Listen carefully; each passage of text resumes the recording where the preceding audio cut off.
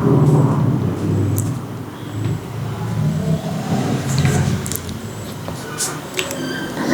Friends, എന്നാണ്ട് വിശേഷം? സുഖമായിരിക്കുന്നു.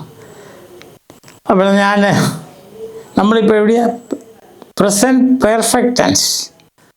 അതിൻ്റെ ഒരു പ്രധാനപ്പെട്ട ഒരു point, yes or no questions. എല്ലാ ടെൻസിലും നമ്മൾ ചെയ്യുന്നുണ്ട് കേട്ടോ.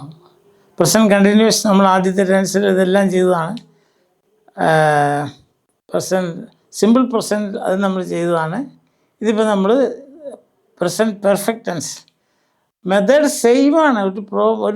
ഒരു മറ്റേ യാതൊരു പ്രശ്നവുമില്ല ഇതിന്.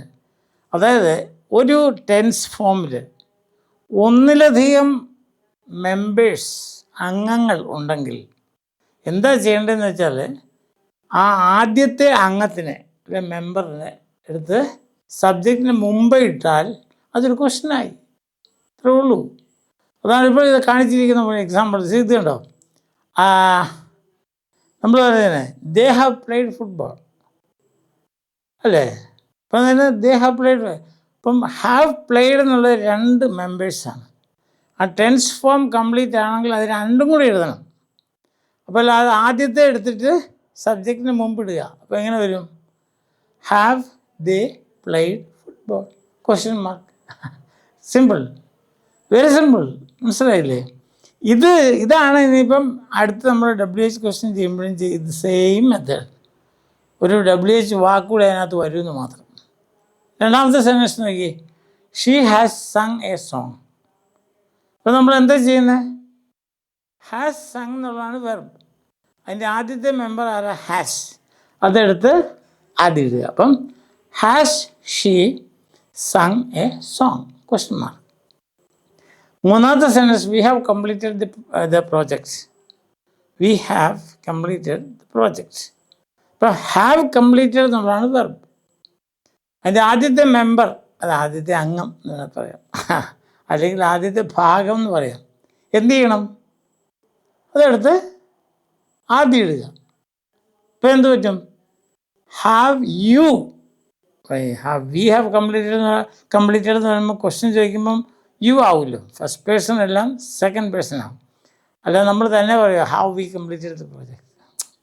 അങ്ങനെ ആരും സാധാരണ പറയാറില്ല. ഇനി അത് have you completed the project? Have you. ഇവിടെ നാലാമത്തെ സെൻറ്റൻസ് എടുത്തേ, ഐ ഹാവ് സീൻ ദം. അപ്പം have you seen dum? Question mark. അത്രേ ഉള്ളൂ, വേറൊന്നും ഇല്ല. വളരെ സിമ്പിൾ സംഗതിയാണ്. ഒരു കാര്യം നിങ്ങൾ ഓർക്കുക, ബേസിക് സെൻറ്റൻസ് ഫോം, അതിൽ നിന്നുണ്ടാകുന്ന ട്രാൻസ്ഫോംസ്, TRANSFORMS,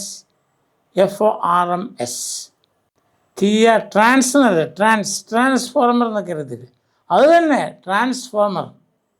ഇപ്പോൾ ട്രാൻസ്ഫോംസ്, ഈ questions, negative questions, yes or no question, WH question, passive, ഇതെല്ലാം ട്രാൻസ്ഫോംസ് ഓഫ് ബേസിക് സെൻറ്റൻസ്. നമ്മൾ ആദ്യം ഞാൻ ബേസിക് സെൻറ്റൻസിനെ പറ്റി പറഞ്ഞ് ഓർക്കുന്നുണ്ടോ? അല്ലെങ്കിൽ kernel sentence, KERNEL, kernel sentence. അപ്പോൾ ഈ കേർണൽ സെൻറ്റൻസിനെ എടുത്തിട്ടാണ് നമ്മളിങ്ങനെ രൂപമാറ്റങ്ങൾ വരുത്തുന്നതാണ്. അതാണ് ഈ ട്രാൻസ്ഫോർമേഷൻ എന്ന് പറയുന്നത്. മനസ്സിലായോ? അങ്ങനെ രൂപമാറ്റങ്ങൾ വരുന്ന സെൻറ്റൻസുകൾ, അല്ലാതെ ഇത് വേറെ വേറെ സെൻറ്റൻസ് അല്ല. അങ്ങനെ ഒരു തെറ്റിദ്ധാരണ പലരുടെയും മനസ്സിൽ കണ്ടതായിട്ട് കാണുന്നുണ്ട്. അതായത് I have seen dum, have you seen dum, ഈ ഹാവ് യു സീൻ ദം വേറെ എന്തോ ഒരു സെൻറ്റൻസ് ആണെന്നത് അല്ല. അത് ആദ്യത്തെ സെൻറ്റൻസിൻ്റെ ട്രാൻസ്ഫോമാണ്. മനസ്സിലാകും? അല്ലെങ്കിൽ ചേഞ്ച്ഡ് ഫോം, അല്ലെങ്കിൽ രൂപം മാറ്റിയ സെൻറ്റൻസ്. സോറി, മനസ്സിലായോ?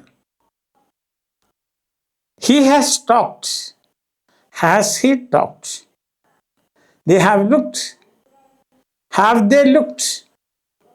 She has spoken. Has she spoken? I have eaten. Have you eaten? They have jumped. Have they jumped? They have shown. Have they shown? Oliver Twist has asked. Has Oliver Twist asked?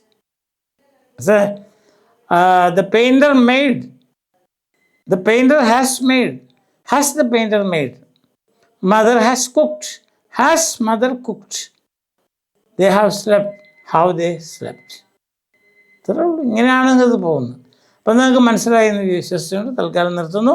നാളെ നമുക്ക് WH questions എങ്ങനെയാണ് ഉണ്ടാക്കുന്നത് കാണാം. ഇതാണ് ആദ്യത്തെ step. അത് കഴിഞ്ഞിട്ടാണ് നമ്മൾ WH വേണ്ടി ചേർക്കുന്നത്. നമുക്ക് എന്താ നാളെ കാണാം. അതുവരെ